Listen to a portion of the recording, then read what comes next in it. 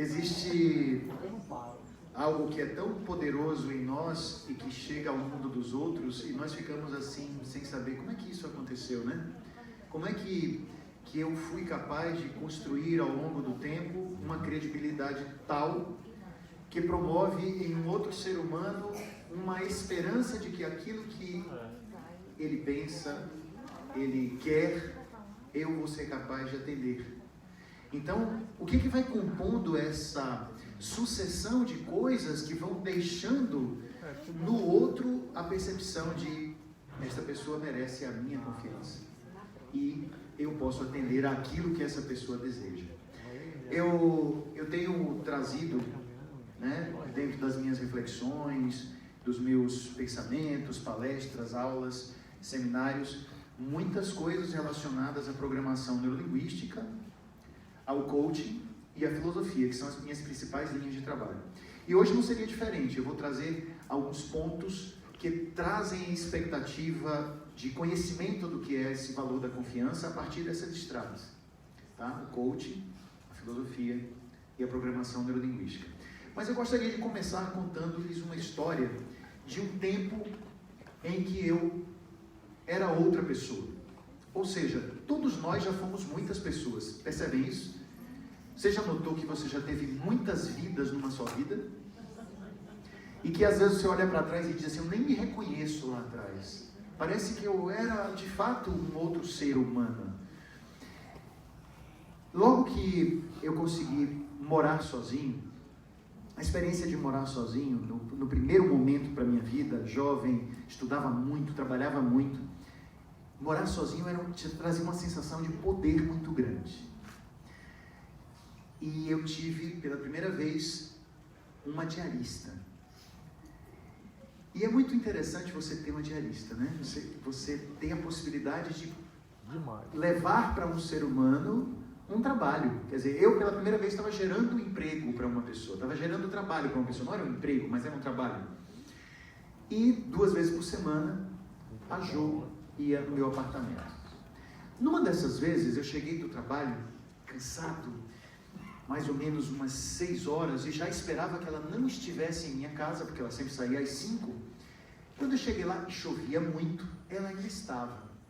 Aí eu me espantei, eu disse, Jo, você não saiu? Aí ela disse, seu Cal, eu, por conta da chuva, fiquei aqui, encontrei um livro na sua estante, e fiquei lendo, e perdi o horário. E aqui eu confesso a vocês, a minha arrogância, a minha prepotência, que foi um pensamento, qual livro que a Jo encontrou na minha estante, que poderia ter fisgado a sua atenção a ponto de perder o horário de sair de casa, de sair da minha casa. E fiquei assim achando muito curioso que isso tivesse acontecido. E era como se, e ela ainda apontou para uma área da estante que tinha livros que eu achei, no meu julgamento preconceituoso, ela teria dificuldade de assimilar os conteúdos. E fiquei naquela curiosidade. E aí a Jo falou, foi esse livro aqui, e tirou da estante a biografia de Albert Einstein. Mais embasbacado fiquei, né? Mais embasbacado fiquei. Então, eu fiquei imaginando, também na minha arrogância, também no meu preconceito, o que será que na biografia de Einstein levou a Jo a se interessar e perder o horário de sair da minha casa? E ela disse, seu Cal, lendo aqui eu descobri que ele era um pacifista além de cientista, que ele escrevia para pessoas como presidentes de algumas nações, cartas que pretendiam fazer com que guerras acabassem. Eu descobri coisas importantes deste homem, e ela ficou me falando tão maravilhada sobre a história da vida de Einstein, e eu lá de boca aberta. Uma boca que não precisaria ficar aberta se eu não fosse tão preconceituoso, se eu não fosse arrogante. Uma arrogância que me fazia não acreditar que na minha estante haveria um livro interessante para aquela jovem, para aquela mulher que trabalhava na minha casa. E eu quero dizer para vocês que muita gente quer gerar confiança nas suas audiências, nas suas plateias, nas suas salas de aula, ou diante do público que tem, a partir daquilo que conhece. Eu conheço muito, os demais são pessoas que conhecem pouco, e por isso vão confiar em mim porque eu sei muito. Nem sempre será assim. Olhar para esse Cal do passado que pensava assim, um Cal de 20 e poucos anos de idade, antes dos 30, não faz tanto tempo assim. Não faz tanto tempo assim. É olhar para um Cal que tinha o pensamento de que quanto mais eu sei, quanto mais eu mostro que sei, mais as pessoas confiam em mim. Eu queria dizer para vocês hoje, o que eu venho descobrindo com a filosofia, o que eu venho descobrindo com a programação neurolinguística e com o coaching, é que quando você se mostra gente, quando você se mostra também sendo alguém que ignora, também sendo alguém que não sabe tudo, você tem muito mais condição de criar empatia com o seu público e de conseguir que este público te respeite e confie em você. Provavelmente você vai ser uma pessoa que vai exercer um poder de influência quando você mostra que sabe muito. Mas quando você mostra que também desconhece muito e que está em processo de crescimento, que está em processo de aprendizado, elas não vão apenas olhar para você com respeito, elas não vão apenas olhar para você dizendo, essa pessoa pode me influenciar com seu conhecimento, mas elas vão olhar para você dizendo, essa pessoa é gente como eu e eu quero ouvir o que essa pessoa tem a dizer. Porque ela se mostrou capaz também de abrir espaço para a dúvida. Nós vamos ser muito mais sábios quando abrirmos espaço para a dúvida. E por muito tempo as pessoas trouxeram para nós a fala ou a expressão cético. Você é muito cético, você é cético, como se isso fosse o quê? Um xingamento, né? Como se isso representasse essa pessoa não acredita em nada, ela não confia em ninguém. A ideia do cético, se formos procurar esse radical grego, esse prefixo, vem da palavra grega skepsis, que significa exame. Então, antes de tudo, o cético não é uma pessoa que duvida de tudo, mas uma pessoa que examina, que analisa, que investiga, que busca. O cético é a pessoa que busca.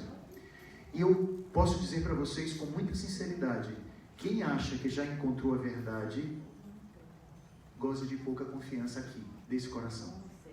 Quem acha que já tem a verdade pronta, em mim, não vai encontrar muita sensação de credibilidade. Eu prefiro confiar mais naquelas pessoas que estão em busca, do que nas pessoas que dizem, já encontrei a verdade.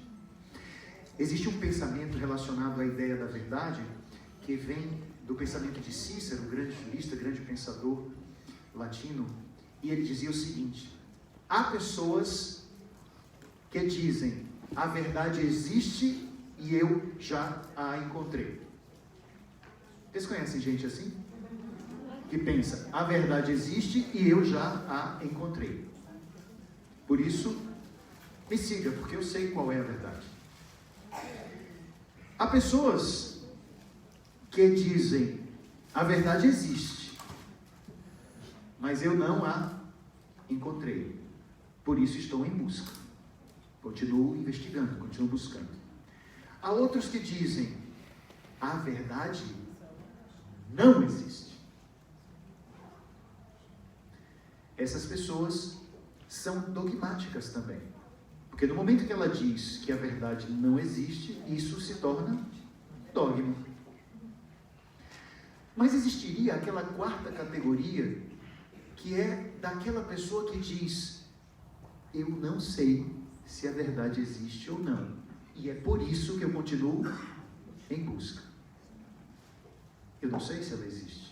Eu não sei se eu vou dizer um dia, eu encontrei a verdade sobre alguma coisa. Eu não sei se a verdade existe, mas eu continuo em busca. E eu acho que essas pessoas que são corajosas o suficiente para dizerem, não encontrei e estou buscando, não encontrei e estou querendo saber se ela existe ou não, essas pessoas para mim me são mais capazes de gerar confiança, porque ela não fechou o pensamento, porque ela tem a busca como a estrada e não a necessidade de encontrar nessa estrada um final para ela. Aqui eu gostaria de falar sobre presenças importantes. Talvez Jefferson não saiba, mas meu primeiro seminário de PNL, você estava presente, Jefferson. Primeiro seminário, quando eu vi, quer dizer, não, eu não vi, eu ouvi a voz de Jefferson, inigualável, né? E foi o primeiro seminário que eu fiz, eu devia estar com 27 anos, talvez, será? Alguma coisa assim. Aí Jefferson estava na plateia. E aí ele levantou a mão e fez uma pergunta. E, gente, Jefferson já era muito conhecido. Sempre foi um grande nome do jornalismo, já era um grande apresentador, fazia esse trabalho riquíssimo que encanta a gente. Então, Jefferson não é só a voz, ele é uma personalidade importante no jornalismo da nossa terra. A sensação, Jefferson, foi de tal orgulho, velho. Eu disse, devo ser muito bom para ter atraído essa pessoa para o meu seminário, sabe? A sua presença me honrou fortemente. E naquele momento, perceber que aquela pessoa havia confiado em mim, me fez também ter uma sensação de autoconfiança, que também é algo importante dentro do processo, com o detalhe que a nossa autoconfiança não se desconecte do nosso autoconhecimento. Porque imagine, alguém confia tanto em si, mas não é capaz de se perceber, não vai perceber também seus pontos fracos. Confia muito em si. Eu confio em mim, eu sou poderoso, eu consigo, eu vou resolver, eu sou poderoso, eu sei, eu vou... E não percebe os pontos que não sabe, os pontos que ainda não têm fortalecidos em si. O que é que pode acontecer com isso? Imagine uma pessoa que vai se submeter a uma cirurgia, vai ter o seu peito aberto, um médico vai mexer nas suas entranhas, no seu coração, nos seus órgãos, e esse médico tem grande autoconfiança, mas tem muito pouco autoconhecimento. Seria uma boa, gente? Ele confia muito que pode, mas ele não sabe olhar para as próprias dificuldades. Eu teria medo de me submeter a uma cirurgia com esse médico. Teria muito medo. Porque essa pessoa pode se achar. E pessoas que se acham tendem a ter uma grande autoconfiança, mas têm um pouco desenvolvido autoconhecimento. É bom quando essas duas instâncias estão juntas. Outra pessoa também que eu sinalizaria aqui na plateia, diante de várias pessoas que são importantes para mim, é a minha querida Daisy, amiga de longas datas, e que foi uma das primeiras pessoas que confiou num menino que na época tinha 21 anos de idade, e ela, dentro da diretoria de uma empresa de consultoria, olhou para mim e viu que aquele menino, estudante de arquitetura, poderia contribuir de alguma forma na sua empresa de consultoria em RH, em treinamento e desenvolvimento de pessoas. E ela confiou em mim sem saber muito sobre mim. Eu era um menino. E ela acreditou, e a empresa onde ela estava me abriu portas para eu poder desenvolver o trabalho que eu desenvolvo hoje. Então, talvez tenha sido ali naquele momento, um momento em que eu ainda era estudante de arquitetura, mas já começava a flertar com a arquitetura, não de prédios ou casas, mas a arquitetura de gente. E ela confiou em mim. Eu tenho uma gratidão enorme por isso, Deise. Obrigado, professora Deise querida. Penso também em outra pessoa que está aqui presente, ali quietinho, meu querido amigo, irmão, professor Saja. Saja, está ali. Ser humano que tem enorme conhecimento e, ao mesmo tempo, sabe o valor de ignorar.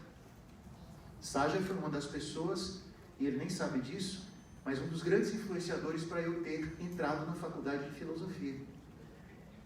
Então eu comecei a me interessar por filosofia, lógico, há muito tempo atrás, décadas atrás, mas eu não tinha ainda a vibe de entrar numa faculdade de filosofia, para estudar filosofia, para me sentir filósofo com certificado, com diploma. E vendo Saja, vendo a forma como ele levava a filosofia para a vida, para o cotidiano, junto com outros grandes mestres que também foram influências importantes para mim, mas Saja estava perto.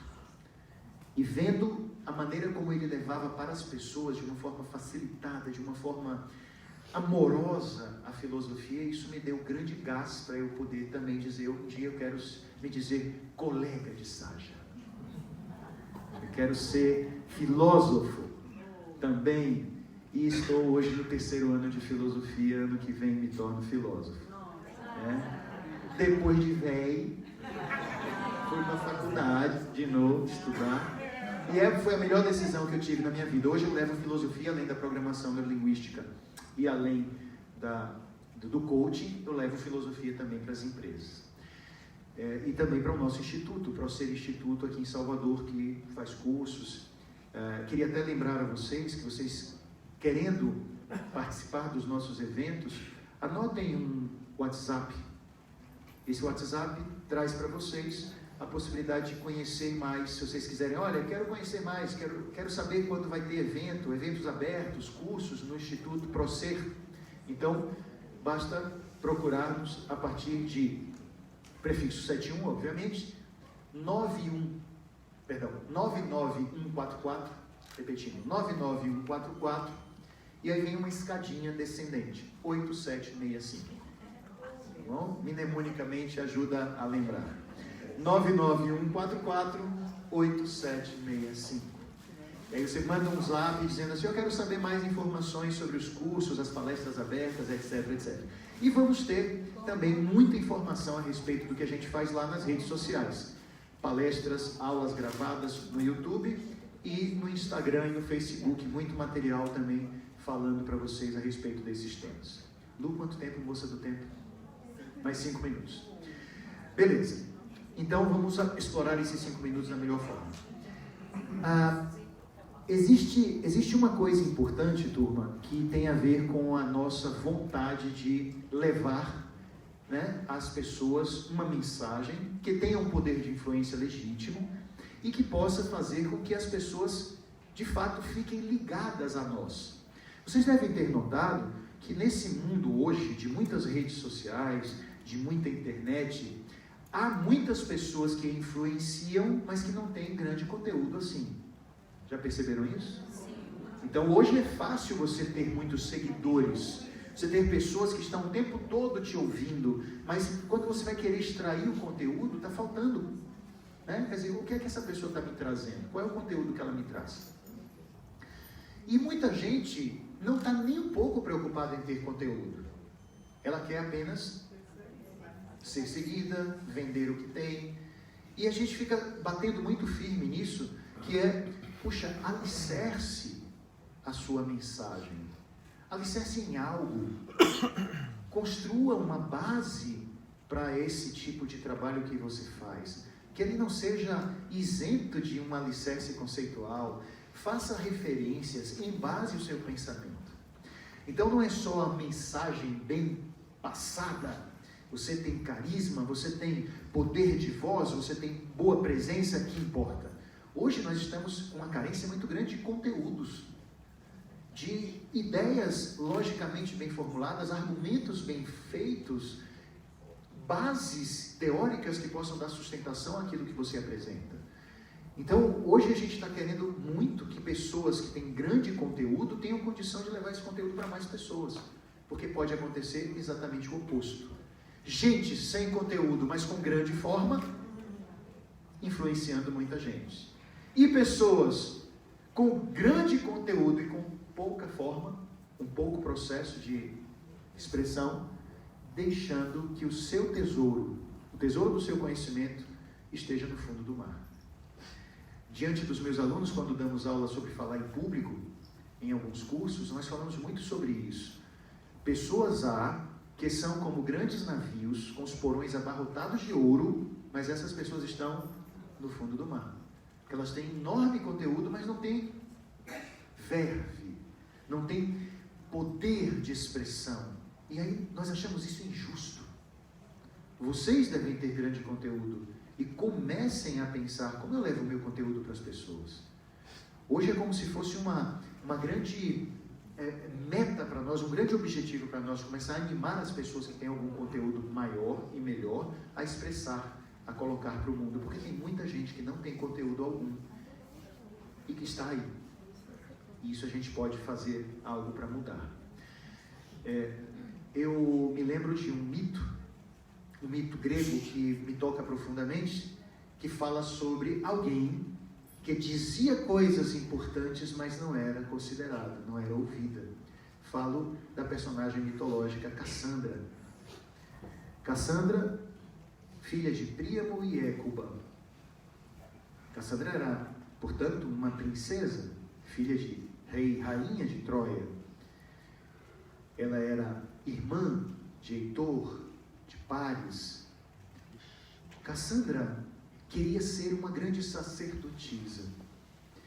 E por causa da sua busca de conhecimento, ela começou a perceber o seu poder de profetizar, de adivinhar o que iria acontecer depois para as pessoas daquela comunidade.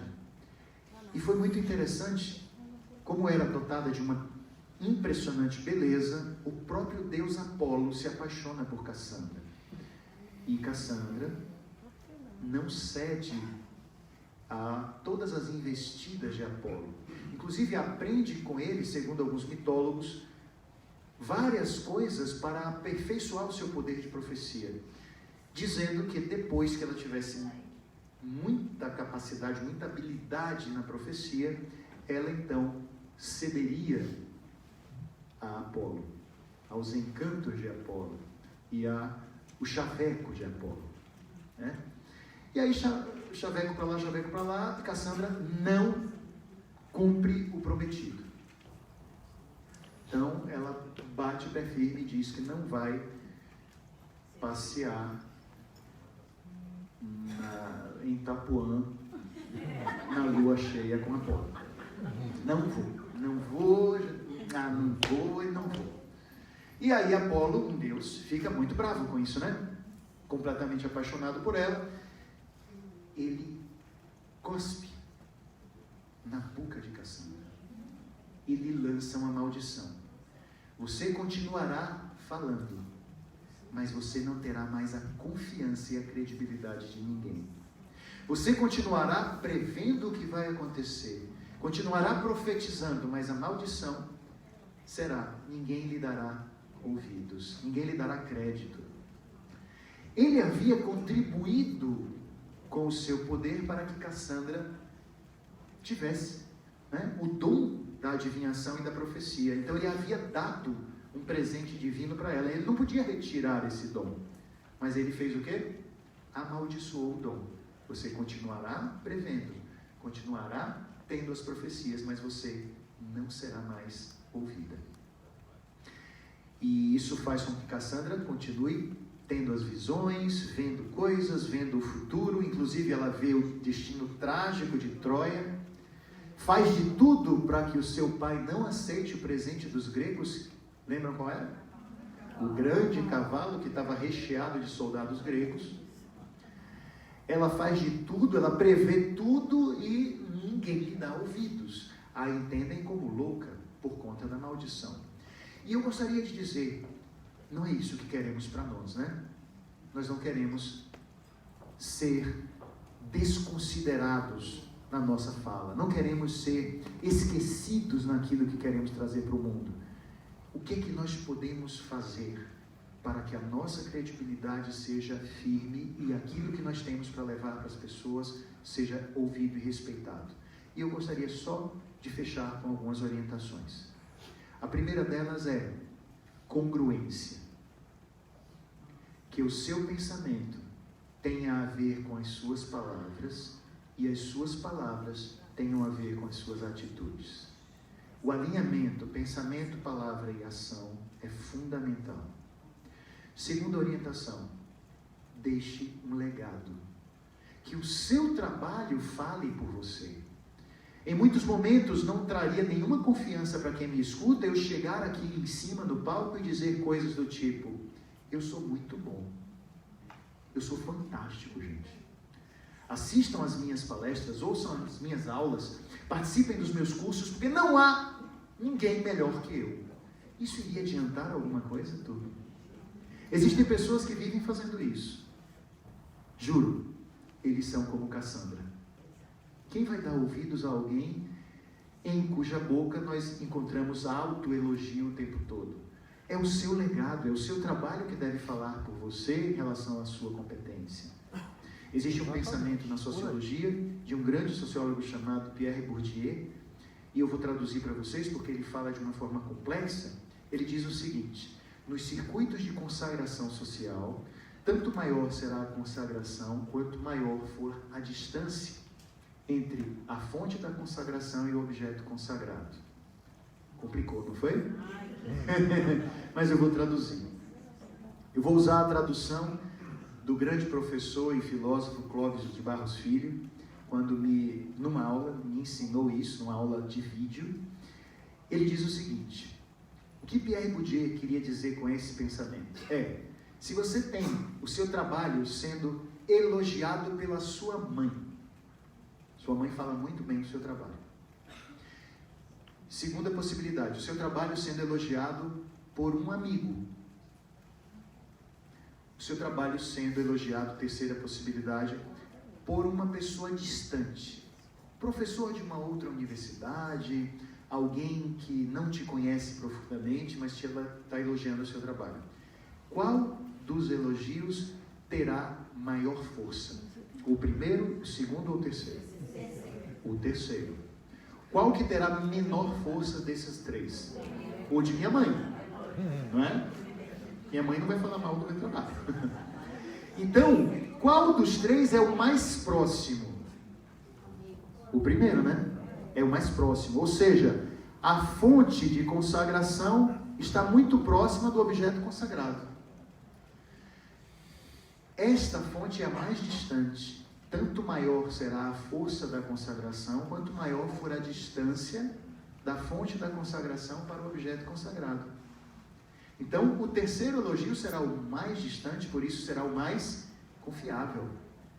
E eu diria, qual será o maior, ou diria, digamos, o mais gerador de desconfiança? O menos confiável é aquele que é mais próximo ainda do que o da minha mãe, que é o qual? O meu próprio. Porque a distância é zero, né? Eu sou o objeto consagrado e eu sou a fonte da consagração. Então, primeira dica, seja congruente. Segunda dica, tenha a capacidade de fazer um bom trabalho para que as pessoas confiem em você por conta daquilo que falam sobre você, por causa do legado que você deixou. E uma terceira, sejam capazes de nunca, em nenhum momento, dizer que já fecharam o seu conhecimento. O seu conhecimento está em construção. Senão você vai ser uma pessoa que, como uns e outros que andam por aí, algumas pessoas, vão olhar alguém e vão dizer: o que será que essa pessoa poderia se interessar num livro meu? Entende? Você vai se tornar arrogante como aquela pessoa lá no passado que achava que na própria estante não havia nada interessante para uma diarista. E assim cometeu um grande equívoco, porque deixou de lado a sua humanidade quando julgou que era profundamente dotado de conhecimento. Ser alguém que gera confiança é, antes de mais nada, ser alguém que está com a mente aberta ao novo e consciente da própria ignorância. Muito obrigado, gente.